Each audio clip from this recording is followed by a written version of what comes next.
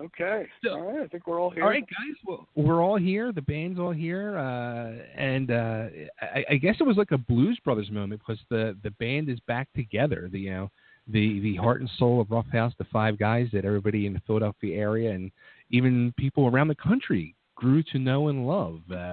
We got Dave, Louie, we got Mike, we got Gregg, and Rex. And that's right, I did say Gregg, who was the missing piece for 2017, but he's back in the fold, and people are rejoicing. Gregg, how do you feel? That's funny. I know, like, from talking to Gregg online over the years, and also, too, I don't know if you remember, a buddy of mine was working on, which pisses me off that he never put it out, a documentary which he interviewed you for, and it was called All Ages Sunday, and I got to sit there and hang out while you guys did the interview. And I learned a lot about not only Gregg, but the band and all, and how truly much, Roughhouse meant to Gregg over the years.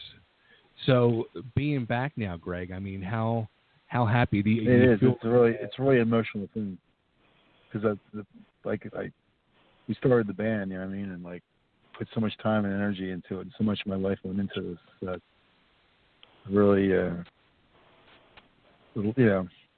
that's why I was kind of reluctant to come back. So, but you know what, life is short, so that's right. You gotta live it up while you're alive.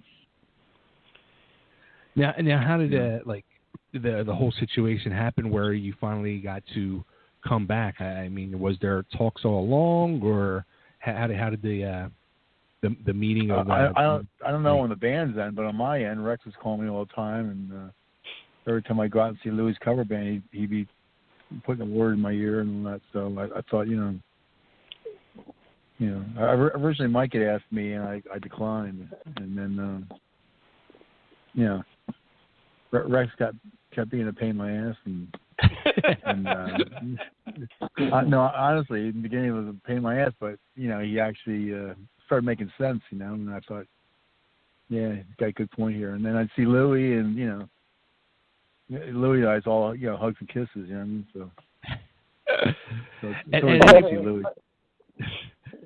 At any point, like before or maybe like help deciding you to say yes to get back with the band, did you see like other bands in the area doing the same thing? Like, here's 4 guys from the original band or 5 guys, and they're still doing shows here and there sporadically through the area, or even getting bigger offers. Did you kind of think like shit, like we can do that too?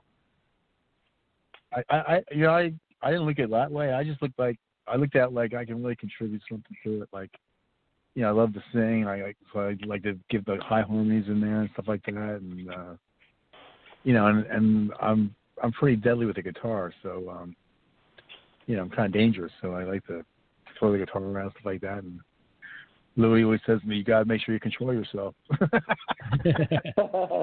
but that's just how I am, man. Like when the music's kicking, my adrenaline kicks in, and I go a little crazy. And I heard Dave last time, and I felt really bad about that. Like, we did remember that, Dave? We did a gig where I spun the guitar, I hit you in the hand, and you ended up in the hospital after that to check your hand out, and it was swelling up, and I went to the hospital to visit them and shit like that. I felt really bad about it, But I get a little out of control, I have broken guitars and messed up guitars from it too, but it's just my style, it's my nature, it's how I am. Did you guys have a lot of moments like that over the years with the spinning guitars where you've hit each other or banging each other on stage and get hurt? Yes. Yeah, we did, but it was even more interesting when we had guitar chords. It was harder. Oh, yeah. Because you actually had a trail behind you. Well, my worst memory was down in Ambler when I busted the headstock on my favorite guitar, my Warlock, which I'm playing at the show. And I spun around and I hit the headstock of his bass just perfectly, and it snapped my headstock right off.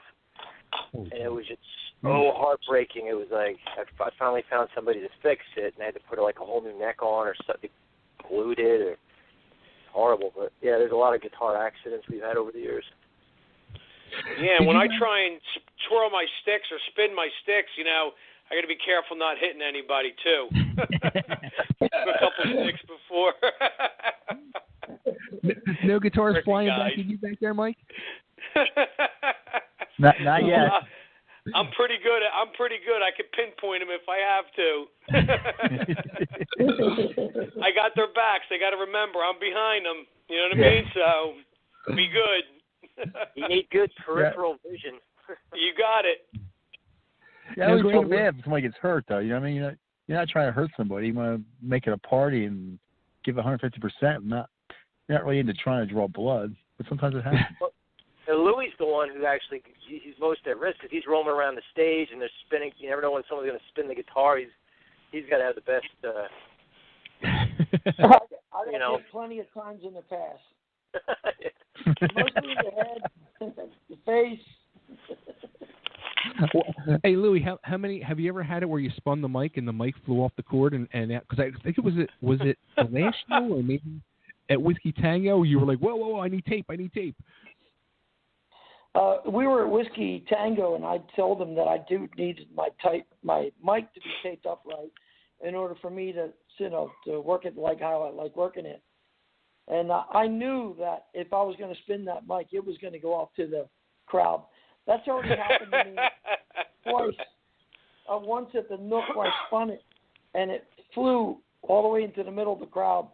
And I was lucky because the person returned it to our sound man, and it came back.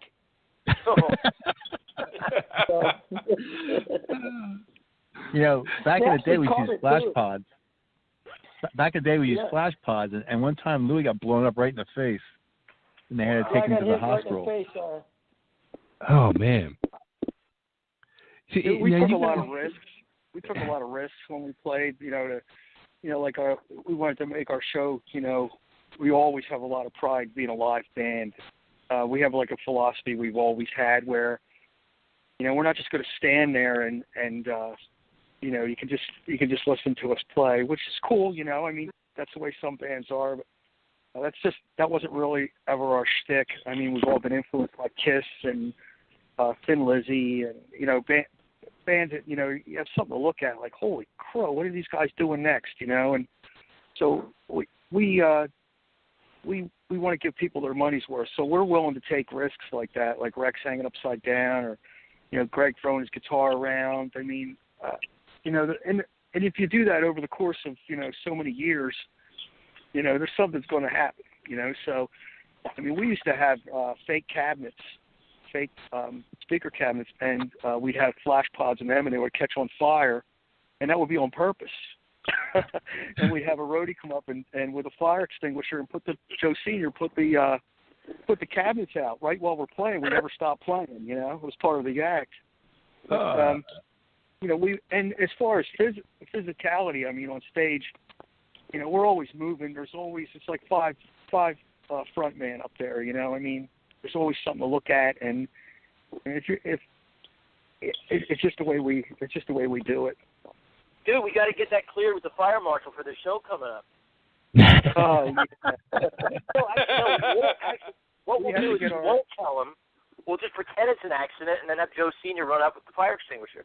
The casino would clear out. And light up Joe Senior too. Yeah. Yeah, we had to get some of our special effects equipment approved before we actually can bring it in there. So that's what we're waiting on approval. Now, I mean, the stage show, which is a huge part of the band, like when you guys were in your early days as a cover band, was it still like that as well, or did it like truly come into fruition as Teeze became that original band? It was like that. I mean, it wasn't as, I would say, the type of music we were playing as a cover band, wasn't as appealing to. All of it wasn't as appealing. I mean, we did a lot of Priest and stuff like that, but at the same time, we had to play Loverboy and some stuff that we didn't really, it really wasn't us. They actually told us everything you play sounds like Judas Priest, but but we had a show then too, and there were certain things we did, and we kept over the years. I mean, when I first got in the band, Louie and Gregg kicked at a certain point. I started kicking at that point just by doing it. Next thing you know, that was in there forever. And then, when the Stovers came in, that's when the show really exploded. We started to do a lot more, and we continued that through to today. Wow. Can I ask a question? We were good. When did you start spinning guitars? We spun the guitars. I would say like 1980, probably. Wow. And who started it, and how did you learn it? There was actually a band in South Jersey called Chumby. Mm-hmm. Guitar player's name was MK. Gregg, it wasn't the kids? No. Really? You didn't know this, did you? Okay, anyway. No, because I used to go see the kids in 77, 78, and they were doing it.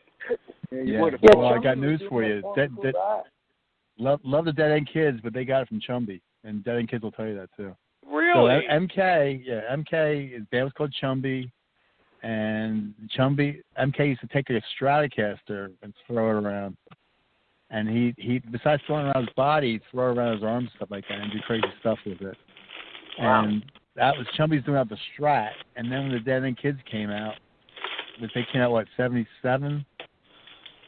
78 they came out maybe, and they were doing it with Les Pauls. They were synchronized. They were doing it synchronized. Well, Chumby was only one guitar player. So okay. A couple of years later, MK was taking a Strat and throwing it like 20 feet up in the air and blowing it up. And Chumby was real big in South Jersey, and then they moved to San Francisco. And I never heard much about them anymore. But I heard they used to play with like Yesterday Today, which became 1AT. And they were like big in San Francisco for a while. And they actually were living together, like a commune type of thing. But they never got big. But they were the first band to throw the guitars around. And the lead singer would do a backward flip, and the drummer would do a forward flip, and they'd switch positions. And one guy started singing, and the other guy started playing drums. They would do like crazy Louie, stuff like don't that. expect that, buddy. No, I'm not going to. I guess it's really amazing because you don't expect to hear stuff like that. Like, was Chumby an original band or cover band when they were here in Jersey? Or? They were cover band, but they also did originals. Yeah, and they went to San Francisco to make it big. Hearing all about these cover bands, you don't expect to hear all these roots and all this stuff coming from cover bands, and even yourselves. It's not. You wouldn't expect to hear that. You would think we were an original band, and we just started as an original band, and we started doing this, and we learned this from here. But it really gives nods to the cover band world, and especially. You know what, Bay? Though you had to start. I mean, I'm sure there's bands out there that just bang started original and bang they made it. But I mean, back in the day, that's how it was. You had to, like what Gregg's talking about, back in those years, the 70s, when there was clubs and all those bands out there, like down in Wildwood, your Moneys, your everybody, your Witnesses, Dead End Kids, Cobra, you had to start out doing covers just to get into the clubs. And then every once in a while, you throw in maybe an original here and an original there. But the club owners didn't want original, not on the East Coast. West Coast might have been a little different, but East Coast, you had to play covers. You had to get your foot into the bars and the clubs, and that's really the only way you did it.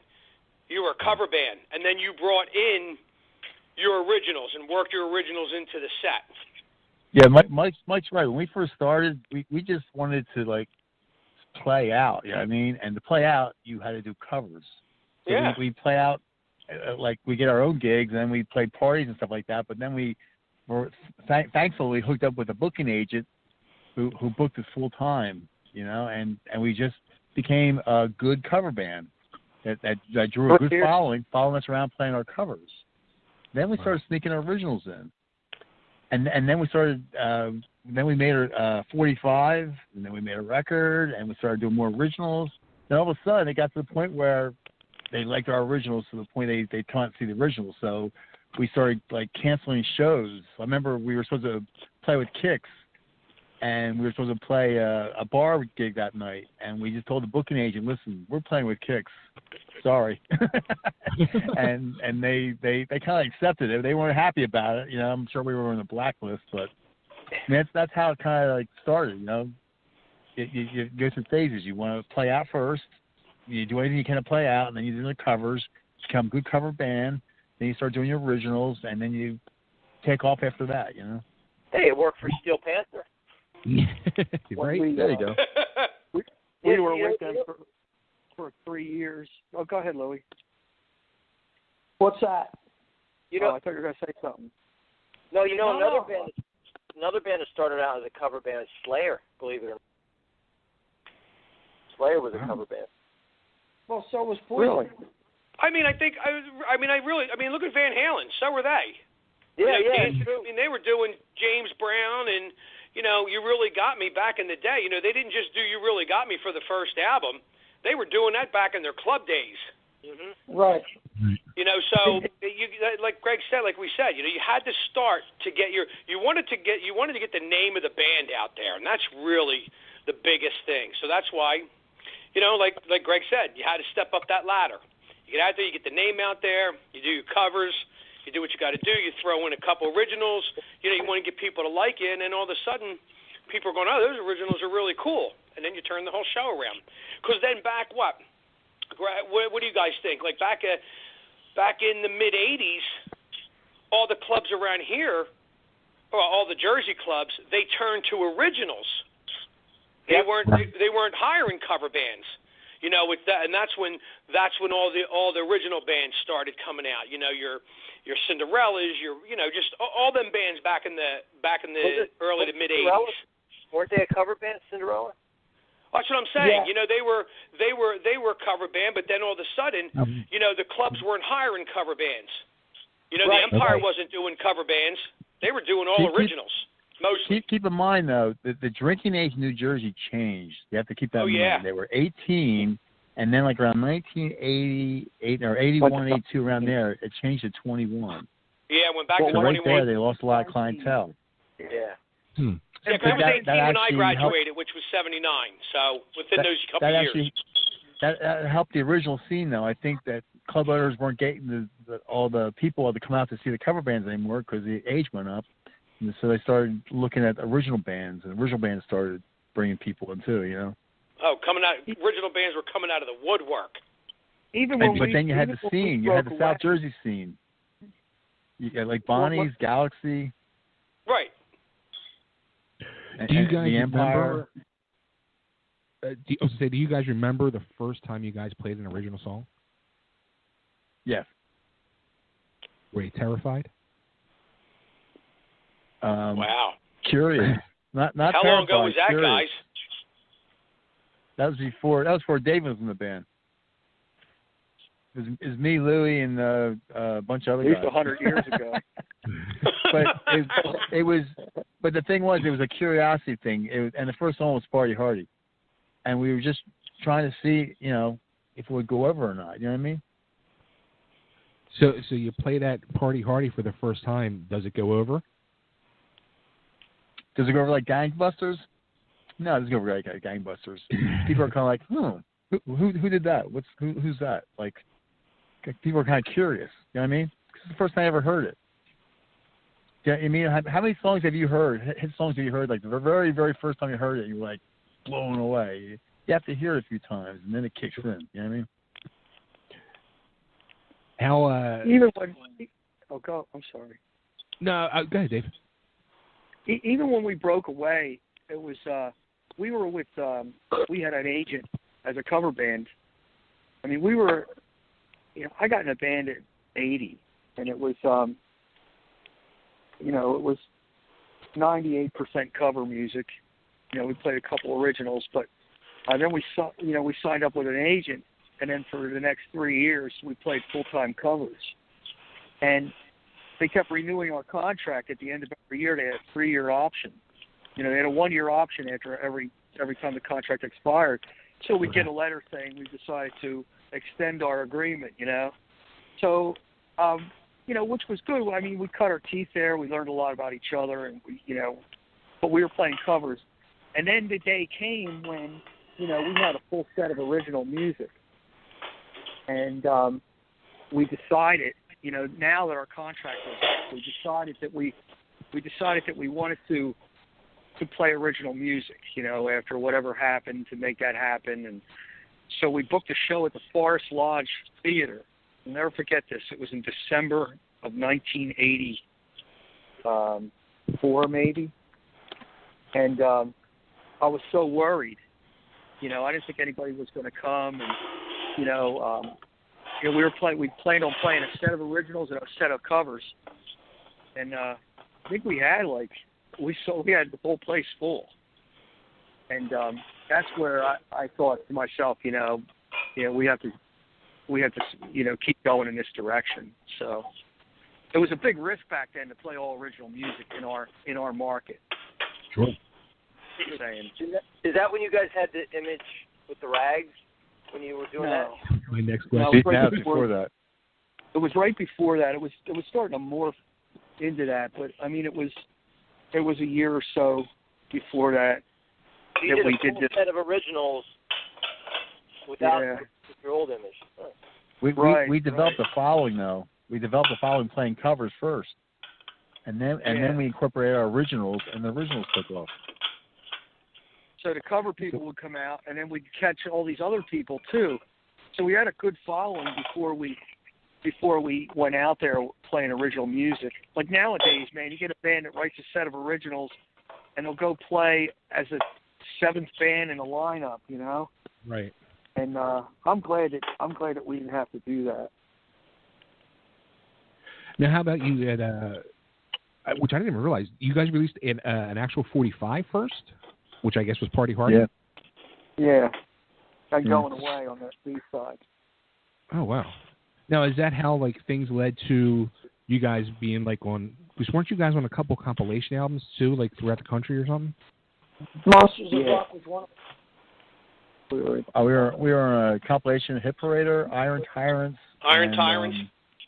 2102 something in Allentown. We were on that compilation. Oh, it was a ZZO compilation, I think it was. Yeah. Right? Yes. Yep.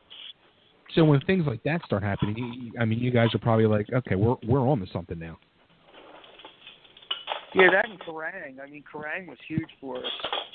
When that all started, we took out Malcolm Doane, Gregg and Louie and I, and we were in New York City with Malcolm Doane. He was one of the more popular writers for Kerrang magazine. He's a great guy, and we all got along great. We partied all night, and he loved our music, so he wrote a lot about us, and it really helped us.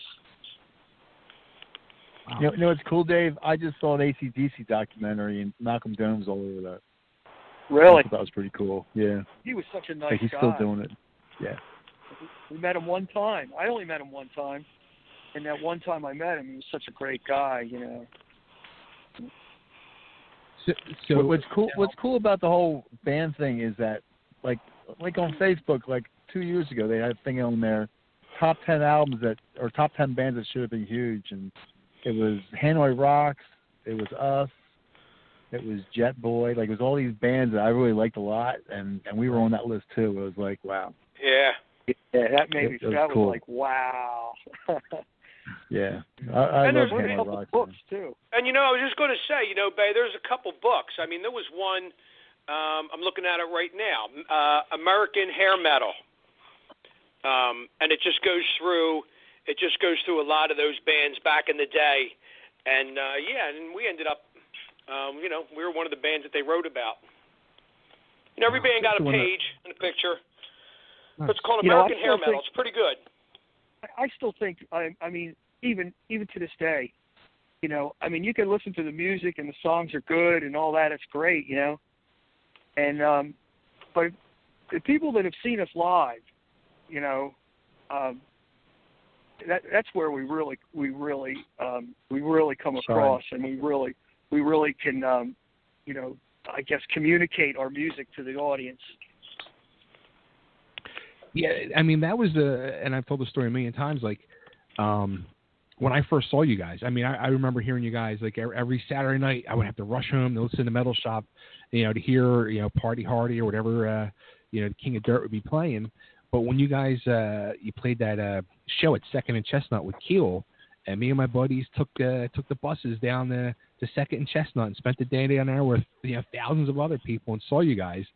We still to this day, I mean 30-something years later, we still talk about Teeze. I mean it's like, oh yeah, Keel was there, and there was I even remember there was a band called Separate Checks, like a pop girl band that was one of the openers. Like, but Teeze left that impression that just to this day still is imprinted in my brain that I'll never forget. I'll never forget how hot it was, and we had a small red van to change. No windows. And it was steaming hot. Oh, I remember that red van. New York, didn't we? We played up in New York when we came from New York. And Atlantic Records was there looking at us. People were rocking the van. Remember that? Yeah. Yeah. That was a chance for Atlantic Records to pick us up, and something happened, but we didn't get it.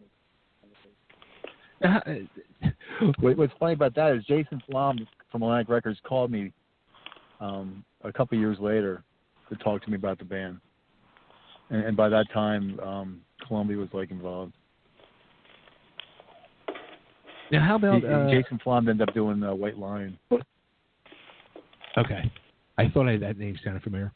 But the first Teeze album, I don't know if people know this or not, or maybe I might even remember it wrong in my Teeze history of my brain, but it was on SMC Records, which was your own label. Now, correct me if I'm wrong, was it SMC Suck My Cock? Yes. The record companies. Who came up with that one? They kept turning us down. So it was like, F you, man. You know what I mean? But we kept it clean, though, right? Because we knew what it meant. And so it was like an inside joke with the band. But, SMC was just kind of could have been any old company. But between us guys, it was like, yeah, I can suck this, We used to say it to each other all the time, yelling at each, goofing around. Yeah, it was a safe expression. Yeah. It's so frustrating, So we just, that was our way of saying, there you go, man. Gregg hit the nail on the head there. Yeah, I mean, Party Hardy was an expression that a girl used to follow us around used to say all the time, too. She'd go, Party Hardy, dudes, or something like that. And so that's kind of where I got the idea to do Party Hardy. Oh, that's funny. Now, and you guys were compared to a lot. I mean, as the East Coast Motley Crue. So, I mean, it had to be really even more frustrating when you're seeing Motley Crue on the West Coast blowing up. You guys are being compared to them, but yet you're getting turned down by the labels. Yeah, and especially when we were doing Motley Crue before Motley Crue. Right. Motley Crue. It's where you are. At that point, it's where you are. I mean, they were right in the center of it. And the first Motley Crue record came out on Green World Records too, which we end up being on for the second record. So. Oh wow! Okay. There's a lot of coincidence there.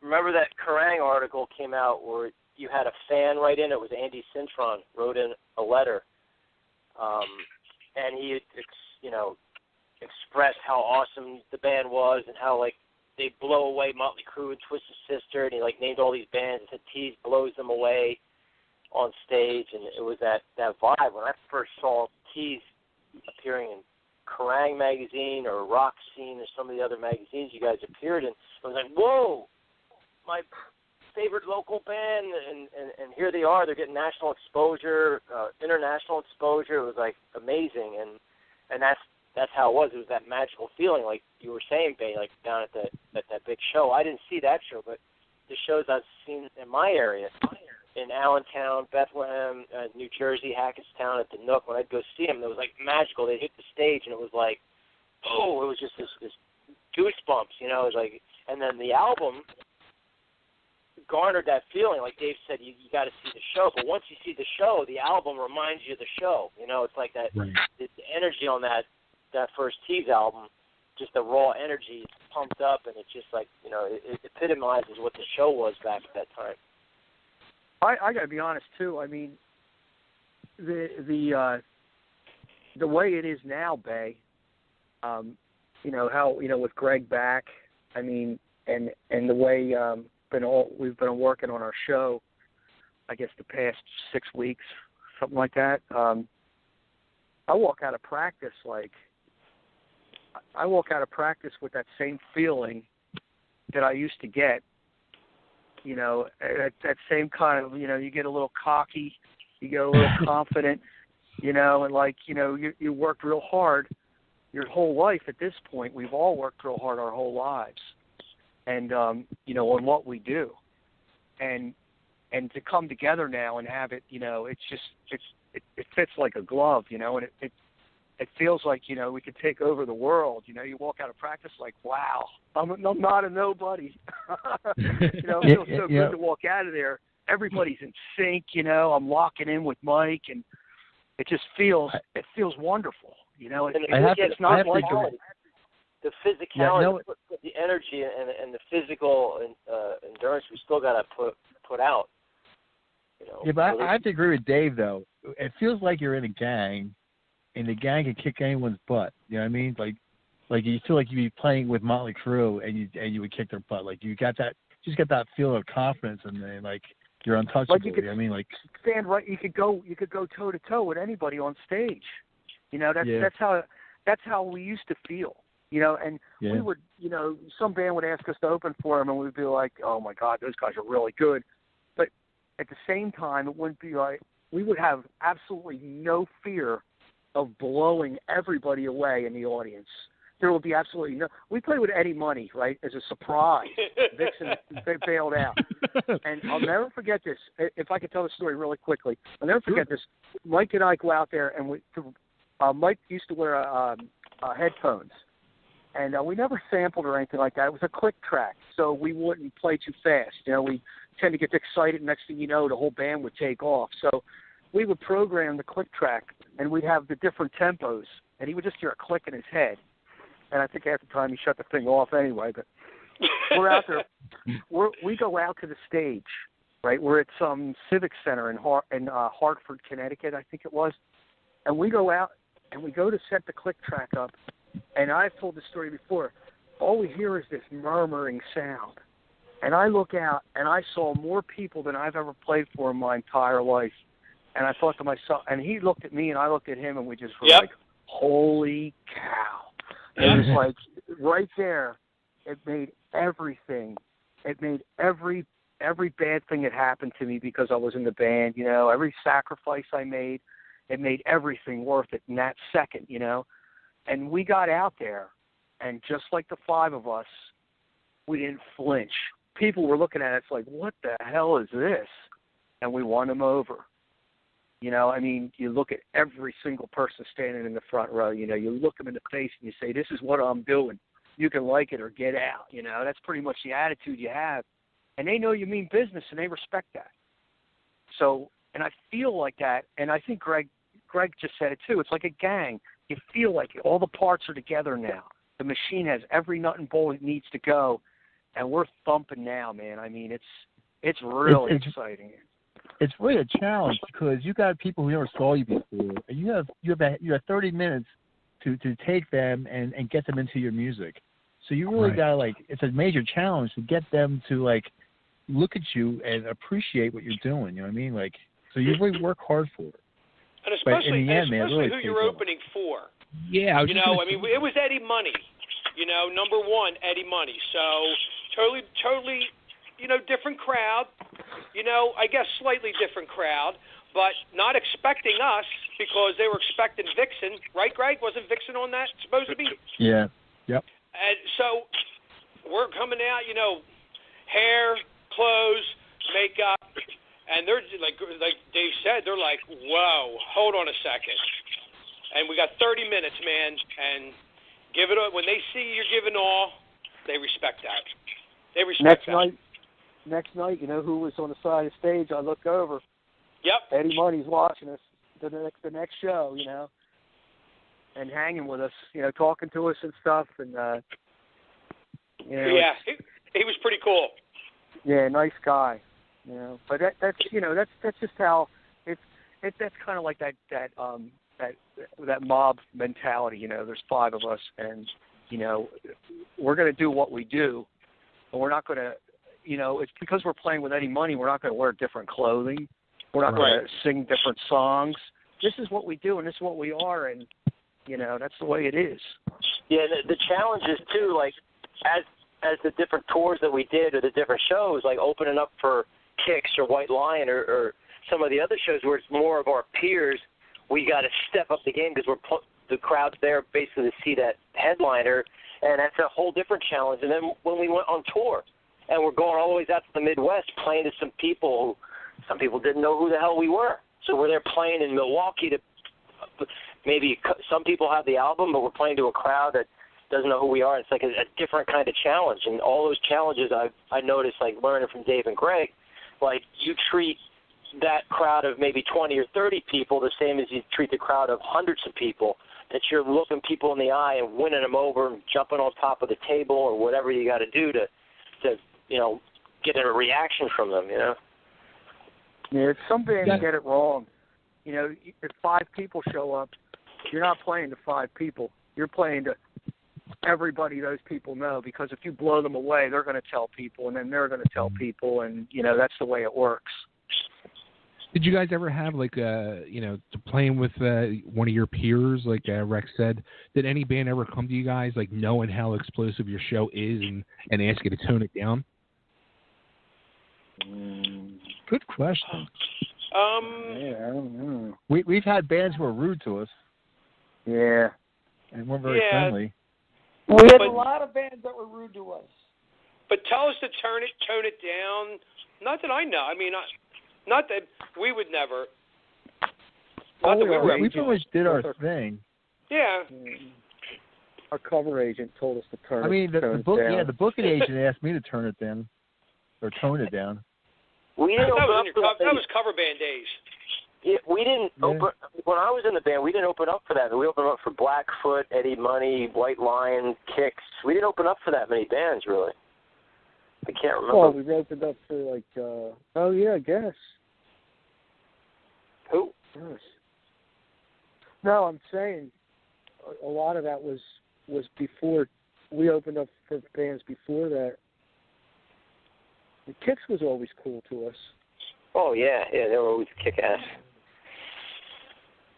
Now, some places we played, did they maybe say, yo, guys, one or two might have. I remember one, Ace Frehley, he was like, hey, guys, kind of tone it down here. You got to show me up. That's the only Ace Frehley. That was at Pulsations, was it? Yeah. It's funny. I live right around the corner from there now. It's they knocked it down and made it a nursing home. Ooh. Wow. Apropos. So now, I mean, this coming up next on August 26th is the first time. It's 24 years you guys are together. In 24 years' time, I mean, we saw the band dissolve, come back, dissolve, come back in different versions. We saw Rex go off and, with Static X, Murderdolls, and Dope and stuff like that. Did you guys ever think that you would be like, not only in a practice room playing again, but on stage playing again? No. No. I mean, honestly, no. No. Absolutely not. Dude, I was there for their first, after me and Gregg left the band, I went out and I was at your guys' first show you did after me and Gregg left. And I was there for your first reunion show in 2002. Yeah, and at that point, I would say, I would imagine, I always thought, maybe, I always thought about eventually reuniting. It's never, to me, it's never off the table. I always thought, maybe it'll happen, You always, Bay, you always hope for it, you know, because we did so much together, and we had so much fun, and we were so close. You know, Right. Of course, eventually you end up having your differences, and then everybody has to go their own way and do their own thing. You know, but I mean, yeah. Did I think it would happen the original 5? I could honestly tell you I really wasn't sure, but I mean, a couple variations of it. That's easy to get. You know what I mean? That's easy. Yeah. That's easy. Plugging 1 or 2 guys in. But getting the original 5 back together, that's awesome. Absolutely. Yeah, it was we reunited in 92, 93. That was like the last 2 years that the 5 of us played together. But, you know, throughout those years, like I played in a band with Dave. I invited Dave to play in a couple bands with me, The Right and Ego through the 90s. And I know then Louis played with Dave in American Sugar Bitch, and you guys did some other things and collaborations and stuff. So I played with Dave and the Measles. Yeah. Yeah. You know, we joke at practice. So nowadays, you know, you have one member of the band to go out. It could be like the bass player only, and he still has the name of the band. Yeah. You know, so we could do that. We could have 5 different bands going out. You know? Just play as us, you know. But then one day we could play as, you know, we could be Static X, or we could be Reaction, or whatever we want. We could be the Tramps, whatever we want to be. You know? Oh! But you gotta use the name. You gotta use the name, like, you know. It's Now, how about music-wise? Like, now I know, like, through the early days of the internet, there was like all type of tape trading going on, and I actually came across some old demos of you guys that never made it to the Roughhouse album, and I'm sure there's probably tons of music from going back over all your careers, whether it was Teeze or Roughhouse. Is there any chance any of that music could see light of day, or any new music you guys are going to work on, or? We had the. Excuse me. We talk about stuff that was written without Gregg and Rex. What's his name? You know, we did have a couple. We did have Rick. a couple good tunes written. So we brought that up at rehearsal. You know, there are a couple tunes that we would like to add to the set, but you know, we'll see. Yeah, there's a handful of songs even from 87, 88 that never made it on the album that are good songs that I think still got some good stuff going on. So, you know, Babe, there's so many CDs out there. I mean, people used to send me CDs, and I don't know where they got. I have no idea where they got. Well, I do have an idea, but have no idea where they got the tune that we recorded. You know, I got a whole CD of probably like 20 songs that we might have just recorded, like at the Telford Inn, you know, one day while we were rehearsing, or in a basement, and you know, from all of us, the 5 of us, and right. It's some good stuff. You know, it really is. Those songs like that you find, you know, those older songs. You know, I've never stopped writing. So when I see those old songs like that, the song to me, I learned this analogy from Louis. A song is like a painting. And the more you think about that, the more it is true, you know. So, you know, you paint with different colors, and you paint with a different attitude, and the picture reflects that. You know, just like music, you use different sounds, you use different lyrics, you use different beats, whatever you want to do to convey that. And when you take a song that's old, like I have difficulty with it, but it's not impossible. But you take a song that's old, it's like a painting that's half finished, still sitting on the easel there, you know. And you look at it 20 years later, it's like, how do you look at that? Do you look at what I've done 20 years ago, or do you look at it like, what would I've done now? How do I want to finish it because I'm in the now, you know? Right. So that's challenging, I think. That's wild. It's deep, Dave. We do have a lot of songs that are sitting there. Yeah. I mean, we have a lot of songs that are sitting there that we can actually sharpen up and put on a CD. I think you should. Come on. I'm waiting for it. Let's do it. I've been waiting, 20-something years for new music. 24 years. Actually, longer than that. When did the Roughhouse album come out? This is what, 80-something? 88. 88. So almost 30. Yeah. Teeze album came out 85. Holy cow. Wow. Now that you're stopping and thinking about it, like, yeah, holy cow. I'm thinking Max Norman's pretty old now. Yeah. Yeah, he was 34. Max Norman. What was it like working with him? I mean, there was a guy who worked with Randy Rhoads. He had some great stories. Yeah, great stories. He took our songs different ways, He had us experiment with different rhythms and taught us about tempo consciousness, and he helped us out Sound with engineering. Parts. Yeah. Or song engineering, he called it. Song engineering, but I think the songs structurally and as far as their content and the instrumentation on them is pretty good on the Roughhouse record. I think you did a great job with that. So we learned a lot from him. I did Justify, and I'm still pissed off about Justify. I like the Justify demo 10 times better. Like, what can I say? You know what I mean? Like, it went down the way it went down. So it's give and take, Yeah. I don't remember the difference. Ever think of doing something like what Twisted Sister did when they decided, probably was like 10 years ago or something, to re-record Stay Hungry the way it was meant to be?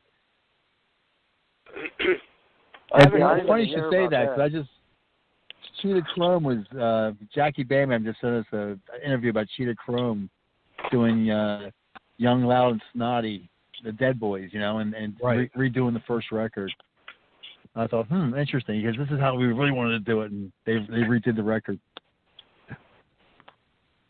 You never know. Russ is The a big ideas are champion to redo the record. Yep. I was just going to say that, Dave. I don't know. You just go in and you redo it. What's the big deal? It's like a painting, Rex. You repaint the whole thing. Hey, but it's the Rex same and I go artist. back and forth It's a all the different time, man. We're always going back and forth. So we'll like the new songs. New songs will come out eventually. Yes, I think so. I think we're let's get some shows under our belt. Yeah, I'm really looking forward to doing the 26th. I'm looking forward to seeing everybody. It'll be like a huge family reunion. That was the whole the buzz at Whiskey Tango too. Was like, is Gregg in the band? Like the whole crowd was like whispering, "Where's Gregg? What's going on?" So I think that's going to be a very exciting night on August 26th. I think so too. Yeah, it's going to be exciting. I just for hope all nobody of gets hurt. We'll be revisiting that. We have a saying we used to say before we go on stage, and it was music first. So that's like, it's just a reminder, like, because it's crazy out there. You get yourself psyched up. It's like takes like an hour to get ready, just to get dressed and ready, and you just get so psyched up to get out there. By the time you're out there, you're on another planet.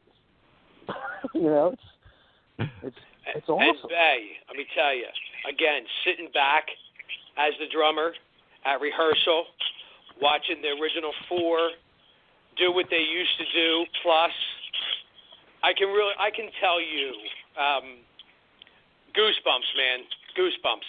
And these guys know I'm not lying because I've already said, yo, man, that was awesome. You got to do that. You got to do that again.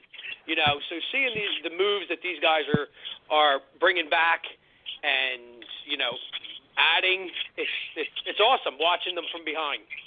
It really is. Nobody's gotten hurt yet, right? No, not yet. And we put some different things in our show and some newer things too. So, you know, with the addition, you know, with Gregg coming back, you know, we revisited some things that we really loved to do way back, and we think they're going to go over well. Yeah, I mean, it's bringing back memories. It's bringing back a lot of good. It's bringing back that feeling, and we hope that people will feel that when they come see us. You know, they got it. You know, they got it last time we played, and now it's just like stepped up, and just that chemistry we got right now. It just feels like Dave was saying. It just feels like, you know, it sounds like a cliche, but it feels like old times. But it really, you know, the chemistry and the you know, just everything between us. It reminds me like when I first joined the band and that excitement we had, like back in place, you're back in your spot, and it's, you know, let's go at it, dude. It's like let's do it. Yeah, that does feel good. It does feel good. Yeah, to get that reaction from the crowd. So the next reunion thing that I'm planning is to have the Stovers in and do the rag scene. The Teeze show. Yeah, I was going to say like Brian and Kevin. So it's going to be the old Teeze show, and that's going to be the next one. And then that's going to be the first set. And if they're listening right now, hi. And then the reunion before that is when the band first started. And if they were on right now, they can attest that I've been bugging them for years too. I was just going to say, have you guys talked to them guys at all over the years, or? Rex really, no. I talked to Brian and Kevin. Really? Rex does. No kidding. I mean, I wonder what they like. What do they think? Like, you know, all these years later, this band they were part of is still. I mean, not even going, but still loved. The last time I talked to Brian, he was like, "Oh, that's cool. You guys are doing good. Yeah, it's like, you know, more power to you." And I invited him out to the show, and he was like, "Oh, don't try to embarrass me and try to pull me up on stage, Rex. I don't know if I should come." No, we're gonna pull him up on stage. Well, I would never do that to you. That sounds like I want to be pulled up on stage. We were doing a promotion with Jackie at a strip club one night, and Stovers were there, and we tried to do pictures with them, and they declined. Really? Remember that? They wouldn't pose for pictures with us. Yep. Wow. I think Kevin's out in California, Rex, isn't he? No, he's in Las Vegas, yeah. Oh, Las Vegas, yeah. Oh, yeah, that ain't going to happen. That's okay, you know. He's an actor, right? Yeah. Yeah, he does acting. He does all kinds of stuff. He still does music. He's done a lot of cool things. So, in other words, what you're saying is we would never see like maybe a Halloween show in the rags with you guys for kicks. Anything's possible, Bay. Anything's possible.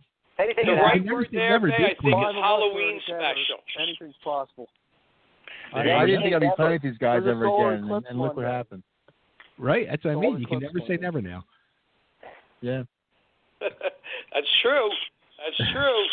But you remember back in the day when Kiss was like playing without the makeup, and people never thought they would put the makeup back on. Like, oh, come on. Oh, nope. That was the old Kiss. They would always say, nope. We don't want to go backwards. We're moving forwards. They haven't taken it off in 20 years, right? After they put it back on. Yeah. That's a good age cover too. Yeah. We were all weaned on Kiss. So never say never, Bay. Never say never, brother. Hey, I either way, I'm there. Rags or no rags, doesn't matter. Teeze, Rough. That's another thing too. Like Teeze, Roughhouse. It gets kind of confusing. Like, what do you guys want to be called? I mean, because people call you by both names. Yeah, it's just It's like a first and last Roughhouse. name. Yeah, it's Roughhouse.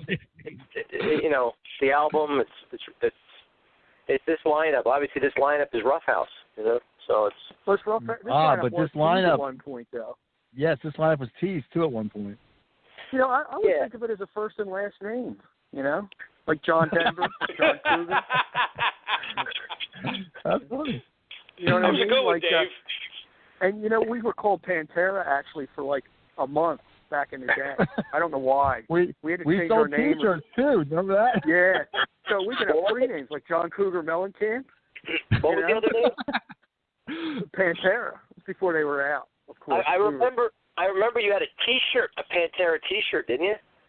Yeah. Yeah, we sold T-shirts, and actually the real Pantera was going to sue us. Holy shit! I never knew that one.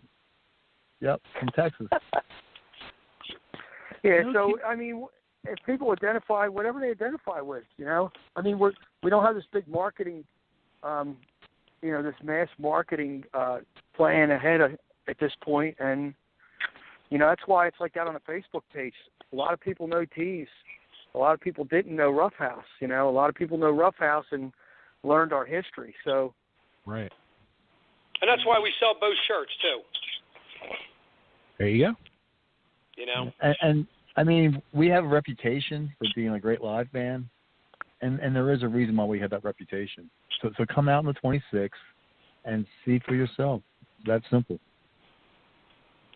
See the real thing. Will we see the Pink Mockingbird?